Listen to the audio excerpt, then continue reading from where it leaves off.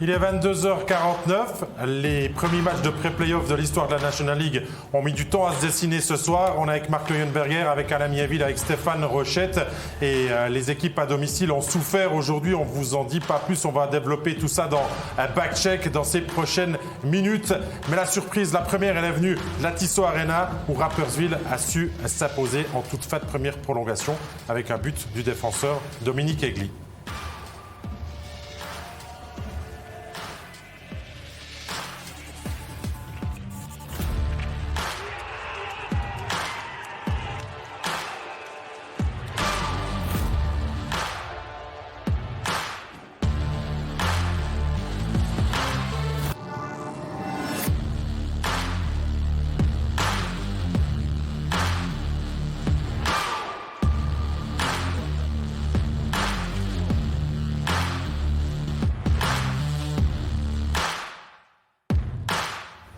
Mais oui, c'était la première surprise de cette soirée. Les Rapperswil Iona Lakers qui viennent s'imposer en déplacement. On va y revenir dans quelques instants. On va donner la priorité pour ouvrir ce backcheck, si vous le voulez bien, à l'autre rencontre. Davos-Berne, le 8e contre le 9e de la saison régulière. Et là aussi, on peut le dire, je crois que le début de rencontre a été quand même très surprenant et nettement à l'avantage des ours qui ne vont pas faire dans la demi-mesure. Marc Leuenberger, ça va être entre la 15e et la 19e minute, 3 réussites, coup sur coup, marquées par la formation de la capitale qui se donne les moyens de bien commencer ses pré-playoffs. Absolument, et Berne est très très bien parti. Et à l'image justement du Davos de cette saison, ils se font prendre de vitesse dans un contre et puis là une très belle triangulation ou succession de passes avec une belle déviation. Ouais, le deuxième but qui va être l'œuvre d'une ligne qu'on va beaucoup voir ce soir avec Tristan Chervet qui sera à la finition est aussi une très très belle pièce de jeu à la Miéville. Là, Davos n'y était pas. Hein. Comment on explique finalement à domicile qu'on rentre comme ça à l'envers dans un match? Ouais, je ne sais pas, ça peut arriver. Nous, on a fait la même chose à l'époque entre Lausanne et on a été sortis très fort. Davos n'était pas là. Après, nous, c'était mal terminé pour nous. Là, Davos refont la même chose. Ils ont des fois de la peine. Si on les prend trop à froid, ils ont de la peine à se mettre dedans. Mais après, quand la machine est en route, on a vu qu'après, c'est eux qui ont dominé le match. Ouais, surtout que Berne, Stéphane va encore s'appuyer sur son powerplay. Hunter Sander, qui a une saison quand même compliquée, là, bien glisser le puck entre les jambes de Romer Mayer. Alors, déprimé, qui va même sortir après le premier tiers. On mettait en doute peut-être le choix de son entraîneur. Eh bien, il n'a pas fait long feu. Non, effectivement, là, c'est un puck qui a changé de trajectoire. Écoutez, il y a 9 shoots, 3 buts. Bon, de ce que j'ai vu, je ne trouve pas super responsable des buts. Je ne sais pas, on ne peut pas le blâmer. Bon, il se laisse déporter par Praplan, mais il y a quand même quelqu'un qui doit prendre le gars qui vient en deuxième rideau sur le but quand Praplan contourne. Je dirais que Davos a fait du Davos. Bon. On en a parlé. C'est une équipe qui est tout en haut, tout en bas, capable du mieux, capable du pire, marquer des super goals, puis être dominant, puis prendre des trucs épouvantables. Ils sont juste pas organisés. C'est une équipe. Est-ce qu'elle est coachée, cette équipe-là, les gars? Je vous mets la question. Est-ce qu'elle est vraiment coachée? Sérieusement. Ça fait 50 matchs que c'est comme ça. Pour moi, si on voit le premier tiers, là, on voit clairement que Mayer, il n'est pas aidé par son équipe. Il ne peut rien faire. C'est une déviation, il est bordé. Après, on dit qu'il y a des tensions entre le coach et Mayer. Ça se ressent et on voit, comme par hasard, c'est Schliemann qui vient au but. Après, ça se resserre et il n'y a plus qu'un but qui est marqué en 3 tiers. Ouais, on voit les images de Sandro et Schliemann, mais quand même, Davos fait du Davos. Mais je sais pas, on joue quand même la suite de sa saison, Marc Leuenberger. Et là, on est mené 3-0 chez soi, après même pas 20 minutes de jeu. Oui, mais Davos, c'est justement le problème est là, c'est qu'ils veulent faire beaucoup de hockey, pas forcément champagne, mais du hockey offensif, du hockey de contre, rapide, jouer haut. Et si on n'est pas tout de suite dans le match, et puis qu'on n'est pas bien discipliné, ben voilà, Berne a fait ce qu'il fallait. Ils ont pu faire ses contres, ils sont arrivés. Et ben voilà, ils ont compté. C'était quoi, 9 les 6 premiers shoots? Les 6 premiers shoots, 3 goals, je crois. 9 shoots, 3 goals. 9 shoots, 3 goals. Oui, mais il me semble... Il a arrêté 6 sur 9. Après le premier tiers, il y avait 6 arrêts sur 9. Mais peut-être qu'il a marqué les 3 premiers buts avant le 9e shoot. Ouais, c'est terrible parce que effectivement, Maillère, il n'en peut rien. Super jeu de Praplan, ça aussi, faut aussi leur donner crédit. Mais il a passé la zone neutre à une vitesse Praplan, un tac-tac, comme le but en prolongation. Ça, c'est quelqu'un qui s'est fait prendre pied plat en zone neutre. Là. C'est un set play de sortie de zone, dit, passe à l'ailier qui est à la ligne bleue, on le dévie pour le centre qui vient avec la vitesse. On voit Praplan qui prend bien la vitesse. Il arrive, les défenseurs, ils sont flat-foot, comme on dit. Ouais. Ils sont arrêtés sur la bleue, ils ne peuvent pas bouger. Et puis là, c'est une erreur tactique de Davos. Ouais, on se fait cueillir, mais ce premier tiers fantastique du CP Berne va quand même être contredit dans la deuxième période parce que les Grisons vont un petit peu se ressaisir. Certainement que ça a dû certainement résonner dans le vestiaire à la pause. On peut compter sur Volven pour ça. Et réaction, il y a quand même Marc derrière. 27e, c'est Ambul, assist de Corvi qui réduisent le score. On ira à la vidéo quand même. Bon, on va voir à la vidéo parce qu'on suppose que Vizer a poussé la canne du gardien, ce qui n'est pas le cas. Oui, il l'a touché, mais il ne l'a pas... assez touché. Pas assez touché.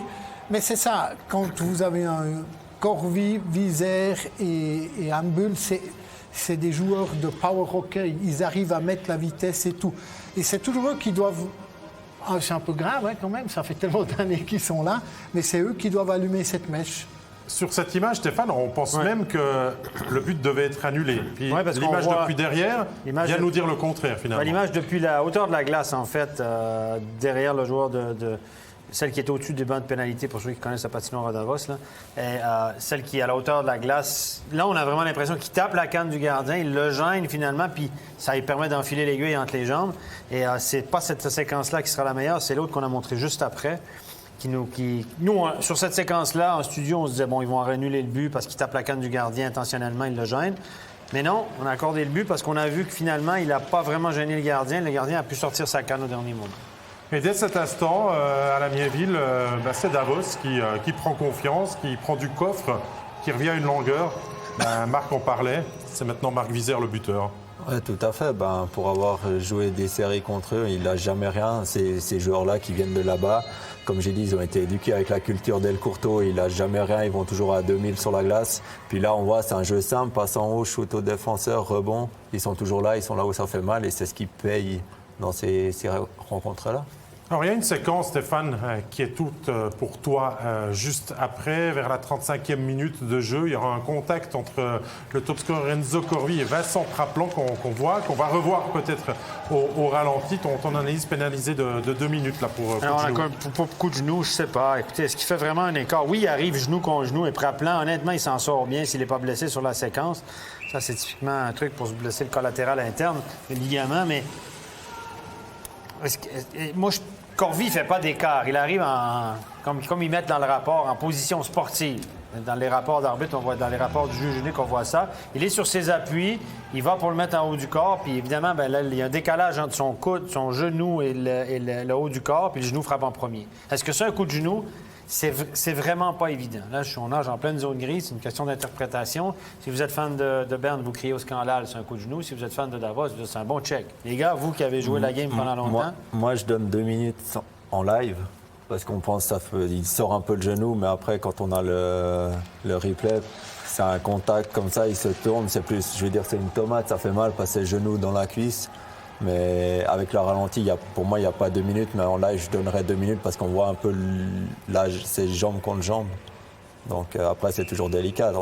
Ils ont une demi-seconde pour prendre une décision, les arbitres. Donc. En live, c'est toujours la même chose. C'est ce que je dis toujours aux gens. Live, les arbitres, là, nous, on le voit 5 fois, puis on se dit, on n'est encore pas sûr. Hein? Donc, Marc, toi qui as arbitré longtemps. Parce que ce qu'il y a, c'est que Praplan, il y a un moment, au lieu il le voit venir, il ne va pas chercher le contact. Ouais. Il repart à l'intérieur. Ouais. Et Corvi, pour être de face puis prendre le corps complet, il ne peut pas lui tourner dedans. Il part tout droit. Ouais. Parce que s'il n'avait pas fait ce mouvement contre la droite, et après, il y a la moitié du genou qui tape en dessus, c'est un jeu. La faute n'a pas de chance, quoi. Non, c'est un jeu normal pour moi. Mais en live, c'est vrai que... il a mis le genou. Il sort le genou, c'est toujours difficile parce que tu as l'impression qu'il fait un écart vers l'intérieur. C'est très, très... Si Praplan est blessé là-dessus, là, il y a un échange de vidéos. Marc Lutzy fait les 100 pas toute la soirée, puis il appelle le juge, puis il appelle tout le monde. C'est ça la bonne nouvelle, Stéphane, c'est que finalement Praplan a rejoué et que Corvi a été pénalisé de 2 minutes. Ça avait même donné un 5 contre 3 pour le CP Berne à ce moment qui n'en a pas profité. Ensuite, les minutes vont avancer. On va se rapprocher de la fin de la rencontre. Davos a toujours ce but de retard à combler. Et il va y parvenir avec Benjamin Baumgartner, Alain, qui glisse là, le puck du revers entre les jambes de Karunen. Voilà, c'est un peu, je vais dire, c'est un peu le Davos qui a de la réussite sur ce but parce qu'on voit l'entrée de zone, elle est bonne, mais après il perd le contrôle. Jeffrey, il est surpris du rebond. Il récupère le puck, le shoot, il n'est pas puissant. Bacon, le gardien, c'est un peu de sa faute, mais il est masqué, il ne peut pas faire grand-chose. Donc là, ils ont eu la réussite qu'ils n'ont pas eu avant. Ça fait quand même 3-3. Stéphane prend la direction des prolongations. Ça a été indécis. On pensait que le 3-0 suffisait quand même à Berne pour l'emporter. Mais il a fallu encore transpirer un petit peu. C'est toujours pour le meilleur et pour le pire quand il Davos. Hein? On a eu le pire en partant, puis on a eu le meilleur après. Ils ont largement dominé la suite du match à partir de la deuxième. Comme tu l'as dit, dès qu'on a changé de gardien, tout à coup, ils ont pris les choses en main, puis ils ont dominé largement le CP Berne, qui est revenu une équipe qu'on a toujours vue, CP Berne un peu chancelant, puis Davos qui est redoutable offensivement. Mais ça n'a pas suffi. Avant de voir le but victorieux, Marc Lohenberger, la prolongation, elle penchait plus pour qui, pour toi? Elle penchait plus pour Davos, une question d'énergie, une question d'explosivité, de vitesse, aussi de créativité. Et après les 40 minutes qu'il faisait avec le gardien Schliemann, j'estimais que, à mon avis, que c'était Davos qui avait le momentum positif. Eh bien non. C'est facile, le hockey sur glace, il y a toujours des surprises. Et c'est le CP Berne qui va finir par aller chercher ce premier point dans cette série de pré-playoff avec cette erreur défensive à la Miéville qui amène Jesper Olofsson à marquer le but de la victoire. Là, je vais rejoindre un peu Stéphane, ce qu'il a dit avant. Est-ce que Davos est coaché? Sur 2 passes, il y a 4 joueurs de Davos qui sont battus et c'est en guillemets un contrat sur la même ligne. Puis Olofsson, il arrive à passer devant. Donc là, arriver en prolongation, se faire battre en 4 jours avec 2 passes, c'est qu'il y a un souci à quelque part. Mais c'est bien joué de Berne, ils en ont profité. Puis ça leur permet de mener la série. Le défenseur est resté à ligne bleue, c'est le nouveau, c'est l'étranger Sun qui est resté à ligne bleue. Il est en plein contrôle, puis il a spéculé pour couper le puck à ligne bleue. Les 3 attaquants qui se font battre. C'est ça. En prolongation, on ne peut pas. Bon, non. Finalement, Stéphane, le début de match à la faveur de CP Berne, du CP Berne lui sourit parce qu'il repart des Grisons avec la victoire. C'est tout ce qu'il était venu chercher. Ouais, c'est quand même une petite surprise. L'histoire ne retiendra pas comment, l'histoire va retenir combien. Et puis Davos en a perdu des tonnes, ce genre de match-là, cette année, en faisant le yo-yo, etc. Et Berne ne me convainc toujours pas, mais ils ont gagné le match. Et là, ils mènent 2-1, puis ça prend 2 victoires de suite de Davos. Ils sont sous pression. De toute façon, messieurs, on peut dire tout ce qu'on veut. Ces 2 équipes-là, ils ne passeront pas le prochain tour. C'est enregistré, Stéphane. Non, on est d'accord que le gagnant de cette série-là joue Zoub. Il faudra grossement élever son niveau de jeu. Impossible. Si on prend du recul, Marc, on regarde ce qui t'a plu et déplu dans l'équipe de Davos ce soir en vue de l'acte 2. Qu'est-ce qu'on doit garder, qu'est-ce qu'on doit changer? À mon avis, tout d'abord, c'est que Davos joue 60 minutes. Parce que les 20 premières, elles sont loupées, puis c'est ces 20 premières qui ont fait mal. Parce qu'après les 40 minutes que tu pédales à revenir dans le match, il coûte de l'énergie. Ils en ont de l'énergie, mais maintenant, ce sera le 2e match en 48 heures. Donc, il faudra être prêt dans le match. Et puis, à mon avis, Berne, il faut quand même que... ils sortent un peu les pouces, parce que le premier tiers, c'est pas Berne qui était meilleur, c'est surtout Davos qui était moins bon. Donc si Davos vient comme ils ont fini le match, ça va être tendu pour Berne. Bon, on rappelle que Berne sortait quand même de quarantaine avec ce match, qu'ils n'avaient plus joué depuis le 27 mars. Ça, c'est pas plutôt ressenti dans le début de match, Alain, mais vu qu'il y a déjà beaucoup de joueurs qui étaient touchés, peut-être c'est un avantage en vue de la suite de la série? Honnêtement, Tu peux prendre un joker. Si la question t'embête, tu dis moi je prends un joker. non, je Je la sais pose à pas. Stéphane, sinon. Hein, Ah, moi aussi, je Non, prends un joker. Mais le truc, c'est que Berne est venu, a fait ce qu'il fallait faire au premier tiers. Ils ont marqué leur but, ils ont bien joué. Après, peut-être le manque de match a fait qu'ils ont baissé un peu, puis c'est Davos qui sont venus au-dessus. Maintenant, est-ce que Berne arrive à faire plusieurs tiers comme ils ont fait le premier? Est-ce que la quarantaine a pesé ou pas? Ça, on verra au prochain. Je sais pas. C'est con parce que, C'est honnêtement, une bonne réponse de politicien, ça, non, Stéphane? tu sais, c'est con parce qu'on peut pas dire que ça va être une longue série. Ben non. Non, attends. Non, mais ce qu'on dit quand c'est serré, on dit ça va être une longue série. Stéphane, ça peut être très long en 3 matchs avec à chaque fois Avec des la prolongations. prolongation, l'équivalent d'un match de plus éventuellement. Mais voilà. Mais c'est intéressant. Écoutez, là, ce soir, on a 2 surprises. Est-ce que je rêve ou le 9 et 10 sont en train de battre le 6 et 7? Ben écoute, on va vérifier ça parce qu'on va passer à la deuxième rencontre qui était au menu de ce soir, mais c'est vrai que ça a pris un tournant différent. Bienne Rapperswil, avec des Biennois qui étaient aussi à ne pas jouer les derniers matchs. Ils avaient quand même affronté Genève et Zoug pour terminer la saison et être finalement 7e. Rapperswil connaissait son sort et attendait simplement de connaître son adversaire. Et le match a été de petite cuvée. On va dire, on n'a pas osé. On a joué avec la peur au ventre. Et ça a quand même tourné en faveur de Bienne. Marc en premier avec l'ouverture du score de Fabio Offert. Très bien servi par Komarek. Oui, très bien servi par Komarek qui a fait un magnifique jeu. Mais tout est parti d'abord d'une erreur, d'une perte de puck dans la zone neutre lorsqu'il montait en attaque de Rapperswil. Donc, c'est un beau jeu, une belle phase, mais il n'y a pas beaucoup de beaux jeux. Il faut quand même le dire. Non, ça n'a pas été un grand spectacle. On peut le dire, ce match-là, je pense que le match Davos-Berne qu'on a suivi aussi du coin de là, il y a un peu moins parce que c'était pas notre match studio, semblait plus explosif. En tout cas, quand même, plus Davos explosif, a quand même, plus de chance, il y a eu. Mais là, ça a été honnêtement, là, c'est pas le spectacle qui sort là. OK, ils ne sont pas gagnants de ce match-là entre Bienne et Rapperswil. Non, puis alors beaucoup de passes ratées. Ouais. Et des passes dans les patins. L'exécution n'était pas au rendez-vous. C'était vraiment. C'était pas, ouais. Vous savez quoi, maintenant qu'on connaît l'issue de la rencontre, Bienne a peut-être perdu le match entre la 10 et 11e minute de jeu, alors qu'il a quand même le 2-0 au bout de sa crosse.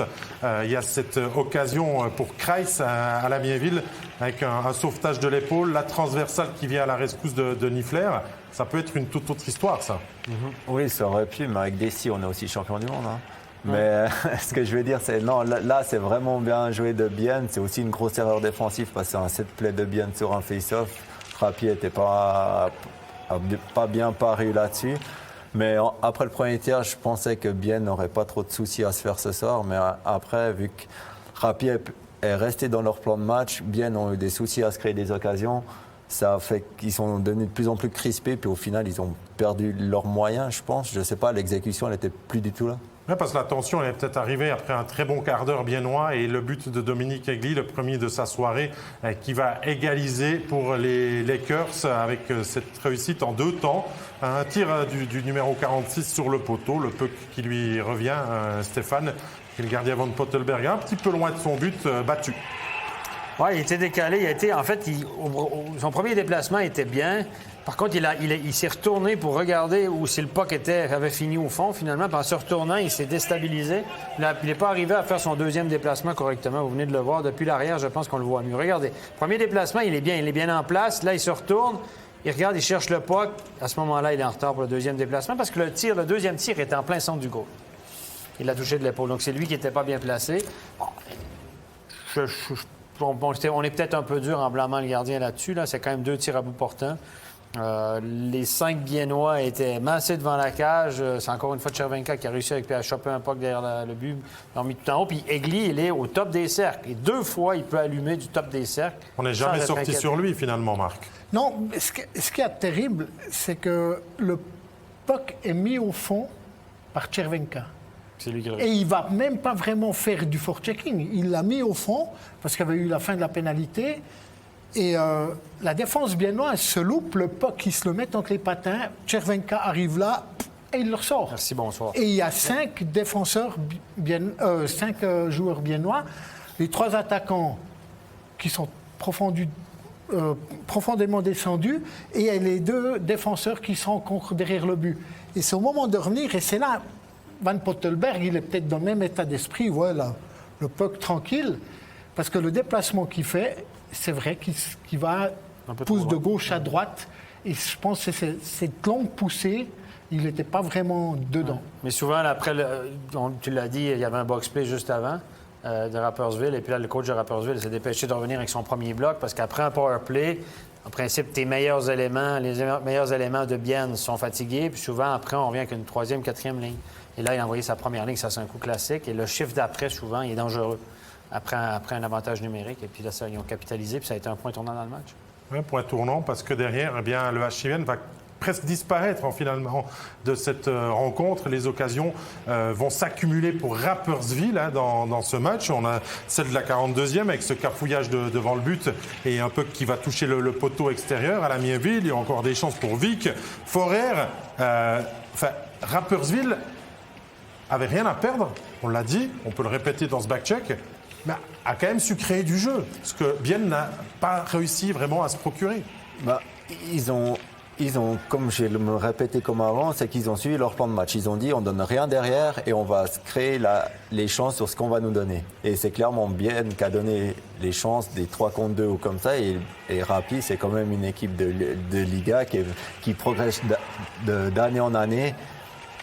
Et puis qui a quand même un certain niveau qui peut être dangereux sur des contre-attaques. Et c'est exactement ce qui s'est passé ce soir. Et puis, dans l'autre sens, c'est que, comme là, on voit, c'est des manques d'exécution de Bienne qui a fait que Rappi part en contre. Et quand on regarde les actions, c'est soit des 3 contre 2, des 3 contre 3, des 1 contre 0, où Rappi sont dangereux. C'est pas qu'ils ont posé une sortie de zone, qu'ils sont arrivés en contrôle, que Bienne était dépassé. Non, c'est des erreurs de Bienne qui ont amené des actions à Rappi. Sur ce but, à part Vic qui a compris tout de suite ce qui était arrivé, je crois qu'on a crié au but et à la victoire un peu trop vite sur le banc de Rapperswil, Stéphane. Là-dessus. Oui, parce que nous aussi, on pensait que on était en train de se rasseoir.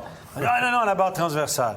Donc, voilà. Donc là, vous avez vu un très bel exemple de l'effet parallaxe. Parce que comme la langue est inclinée, on a l'impression que le puck traverse la ligne, mais comme il est dans les airs, c'est un effet d'optique. Et puis, Vic, c'est sa deuxième fois du match qu'il arrivait tout seul. Il avait loupé en deuxième période, il a encore loupé. Et là, on s'est dit, ils ont raté la chance du match. Mais non, on s'est trompé encore une fois. On tient les théories, mais... Hein? C'est beau de dire et d'être contredit. Finalement, on arrive à cette 77e minute de jeu dans la première prolongation. Le tir de Egli, Van Pottelberg.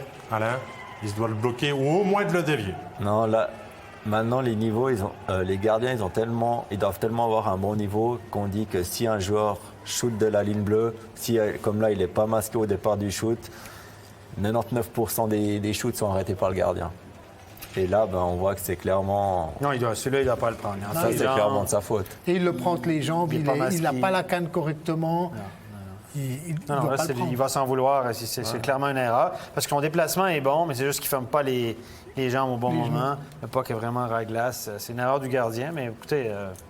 ça arrive. Faut que ça se finit en général sur une erreur. Hein. Bon, Stéphane, je reviens vers toi. Les 9 et 10e sont devant dans ces pré-playoffs. Est-ce que c'est pas ce qu'on voulait finalement? Un petit peu plus de suspense, de piment. Je suis pas sûr que du côté de Bienne et puis de Davos, on a envie de rigoler en ce moment. Mais... Les fans de Bienne et Davos, ils crient au scandale. C'est quoi ce système? C'est n'importe quoi. On finit 20 points devant eux. Ils font de la merde toute l'année. Et puis nous, on se bat pour une 6e place. Et puis là, évidemment, toutes les théories des fans vont partir, la frustration. Et c'est normal, mais... Les clubs ont décidé que c'était comme ça. Il faut assumer. On voulait garder le suspense. Heureusement qu'on a eu ça cette année aussi, la bagarre pour le top 6. Parce que le top 8, ça fait longtemps que c'était réglé. Hein? Tellement ces deux clubs-là étaient largués avec Ambry et puis Langnau. Donc, ça a gardé le suspense. Mais il faut assumer. On a décidé ça. On a décidé de jouer une saison au meilleur des 3. Voilà, les clubs doivent assumer. Mais c'est pas fini encore, vous allez me dire. Non, c'est pas... Moi, ça me fait penser, c'est aux équipes qui arrivaient en play-out, qui se battaient pour la 8e. Et l'équipe, en guillemets, je vais dire bien... Berne et Rappi maintenant, ils savaient qu'ils allaient être là. Et puis, comme à Fribourg, on avait loupé une année les playoffs pour une dizaine de buts, égalité de points avec l'Automne, et on avait joué contre Langnau, on s'était pris 4-0. Parce que Langnau, ça fait déjà depuis Noël qu'ils se préparaient. C'est à l'époque où on jouait des séries de playoffs. Est-ce que là, c'est la même chose? Ça, on pourrait dire ça, mais on le savait depuis le début de la saison. Moi, je trouve que c'est bien parce que ça a mis du piment jusqu'à la dernière journée de championnat pour le top 6. Puis je trouve que c'est une bonne Mais cette chose. série-là, bien Lakers, est intéressante parce qu'ils vont jouer le deuxième, qui est Lugano, qui est sur une super bonne série, qui a fait une bonne saison, mais qui n'est pas une équipe aussi dominante que Zug, qui, sur un soir de pleine lune, peut jouer un peu plus mal. Donc, ce qui n'est pas le cas de Zug. Donc, cette série-là, bien rapide, est intéressante parce qu'après, l'équipe a une chance de gagner, d'aller un peu plus loin et puis de réussir sa saison, faire oublier toutes les misères. Mais les deux autres, là, on peut dire qu'on va jouer pour rien. On ne va pas encore tirer trop de théories parce que rien n'est fait. C'est que le premier acte a été joué et Marc Leuenberger, j'ai envie de dire, autant bien que Davos n'a pas été à côté de ses patins ce soir. Non, je veux dire, les matchs ont été serrés, la prolongation. On ne voulait pas faire trop d'erreurs. Je dirais, Davos, c'est un peu différent parce qu'ils préfèrent prendre le jeu en main, mais ils étaient un peu à côté de la plaque au début du tiers. Bien a été plutôt, je dirais, frileux. Mais voilà, puis moi j'aimerais juste dire, on ne sait pas qui c'est qui sera infecté demain, qui aura des tests positifs. Écoutez, ou bien une petite enquête contre Corvi. Hein? Peut-être une petite enquête pour coup de genou contre Corvi? Je pense pas. J'ai cru pour coup de genou de Covid. Coup de genou de Covid, c'est bon. Mais Corvi, peut-être une petite enquête, peut-être un petit envoi de vidéo au juge ce soir, puis ce téléphone, il a essayé de laisser notre joueur. Parce que si Davos perd Corvi... Moi, je suis d'accord qu'on peut mettre KO le Covid et puis qu'on aille jusqu'au bout, hein, parce qu'on a encore beaucoup de choses à vous dire, à vous raconter. On a surtout une réaction dans le camp de l'équipe gagnante de cette rencontre, dans le camp sagallois. Écoutez-la. Igor Jelovac, victoire dans cet acte 1 des pré-playoffs ici à Bienne. Dans le vestiaire, là, la joie est immense. Oui, c'est sûr, on est content. On sait qu'on a la capacité pour aller chercher une place en playoff. On a gagné le premier match, mais on se tourne déjà sur le prochain qui est le plus important. Le coach, avant le match, il vous a dit quoi?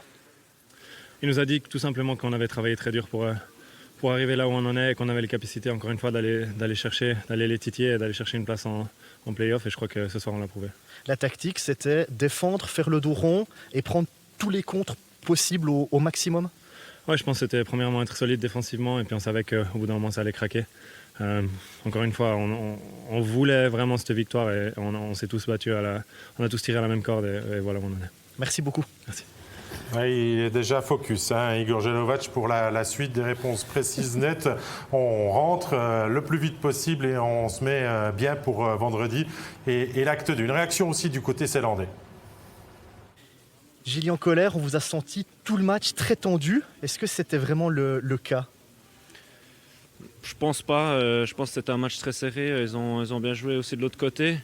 Et je pense qu'on s'est mis quand même un petit peu de pression au début, qu'on devait gagner ce match, qu'on devait marquer ce premier but et ensuite garder le lead. Et je pense peut-être on l'a vu de cette manière, cette pression, mais c'était en aucun cas le but.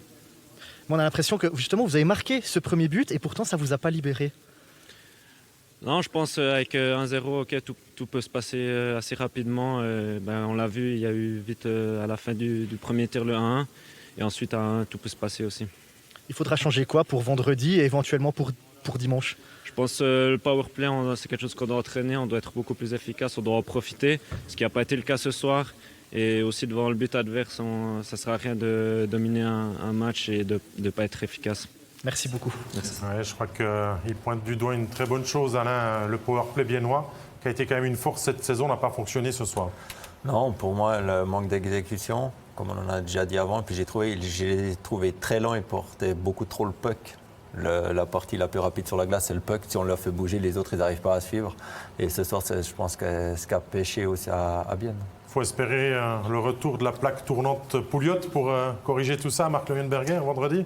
Certainement que ça sera un point positif, donc son retour.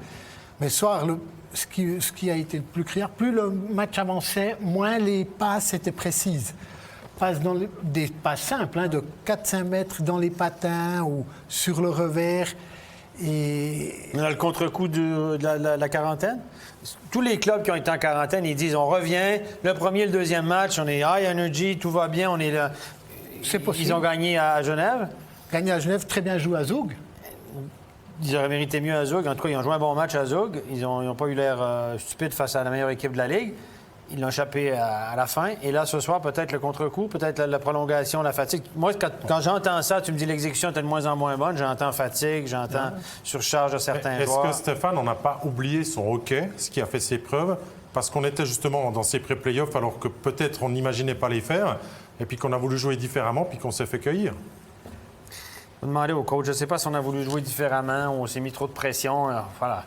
Écoutez, des fois, je me dis, si bien avait marqué en prolongation le petit but sur une erreur adverse, on ne ferait pas tout le temps de théorie à l'inverse. Donc, des fois, je me dis, il faut se garder une petite gêne dans nos... C'est pas non plus une catastrophe. Hein? Perdre en prolongation, ça se joue sur peu de choses. Donc, on ne va pas déglinguer la HC Bienne pour dire que tout va mal.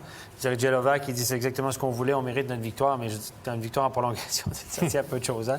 Il aurait tiré la bouche dans l'autre sens, il a perdu, puis il aurait dit faut faire attention dans nos interprétations et bien à tout ce qu'il faut pour rebondir dans cette série. Et nettement la meilleure équipe des deux. Donc, prochain acte dans 2 jours. En plus, il venait de gagner les 3 derniers matchs. Hein, donc, très rarement, les séries vont au-dessus de 3 matchs de victoire d'affilée contre la même équipe. La loi de la moyenne? Tu es en train de me dire que la loi de la moyenne jouait contre Vienne ce soir. Exactement. On en a parlé en avant-match. Cette saison... Van Polterberg, 95,6, 3 matchs contre Rapperswil durant le championnat, 3 victoires par la peau des fesses, par un but ou très, très proche. Et puis 95,6 de moyenne a été transcendant. Ce soir, c'est lui qui est faible sur le dernier but? Oui. Hop! Ouais. Ça devait arriver? C'est écrit dans le ciel? Non, c'est pas bien monté. Non, c'est pas écrit dans le ciel, mais messieurs, je vous propose quand même de parler de nos étoiles de la soirée.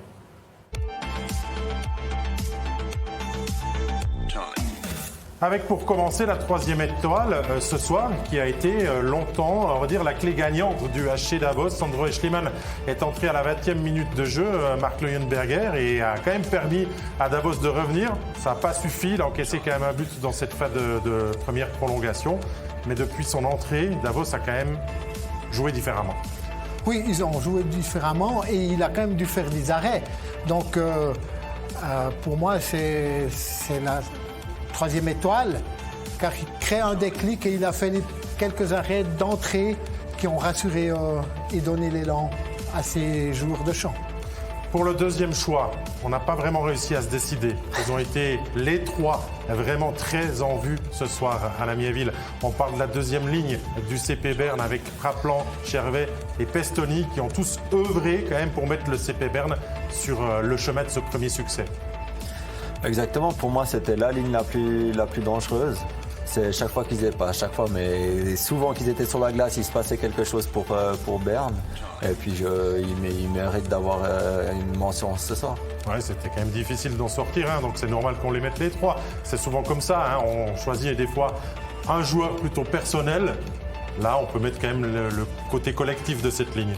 Exactement, parce que comme on a vu sur le 2e but, c'est vraiment un set play de sortie de zone qu'on veut faire ça. On arrive, on marque. Ils marquent le but aussi devant le goal là par Chervet. C'est une déviation. Et ils ont souvent été dangereux ce soir. La première étoile, elle a mis du temps, mais elle est toute trouvée. Il a été l'auteur d'un doublé. L'homme du match, finalement, du côté des Lakers, Stéphane, ce soir, c'est le défenseur Dominique Egli. Oui, il a marqué le but de son équipe. Le gardien était faible sur le dernier, mais il l'a quand même marqué. Dominique Egli qui s'en va à Davos l'année prochaine. Et on avait entendu beaucoup parler de lui l'année passée. Il avait vraiment été étincelant. Cette année, un petit peu moins. Il a fait moins de flamèches offensivement, moins en vue offensivement. Mais voilà, ça reste un excellent joueur de hockey. Et il termine très bien la saison. Donc on le voit beaucoup plus depuis quelques semaines maintenant. Exactement. Donc ça reste une valeur sûre, un jeune défenseur. On va en entendre parler pendant pas mal d'années, je pense. Allez, messieurs, dames, on va quand même vous récapituler les scores pour être parfaitement complet dans cette émission d'après-match avec les 2 succès à l'extérieur, les 2 en prolongation, les 2 plus ou moins dans le même timing avec les succès de Rapperswil et de Berne qui donc glanent le premier point de ces pré-playoffs. Ils peuvent les 2 terminer le travail en cas de succès chez eux vendredi soir. On aura encore du hockey avant ce rendez-vous de National League demain avec la Swiss League. La suite des demi-finales, vous avez droit à Ajoie Langenthal sur MySports One, sur MySports Pro. Vous pouvez suivre la rencontre entre Cloton et Holton. Tiens qu'à remercier mes invités ce soir. Merci Marc, merci Anna, merci Steph. On te retrouve très très rapidement parce que c'est ton fief maintenant ici. Ouais. C'est déjà chez toi, mais encore plus en play-off. Merci à l'équipe technique. Merci à vous, chers téléspectateurs, à 23h23, d'être encore avec nous pour cette belle soirée de hockey. On promet, ça va continuer fort jusqu'à mi-mai. Allez, bye bye.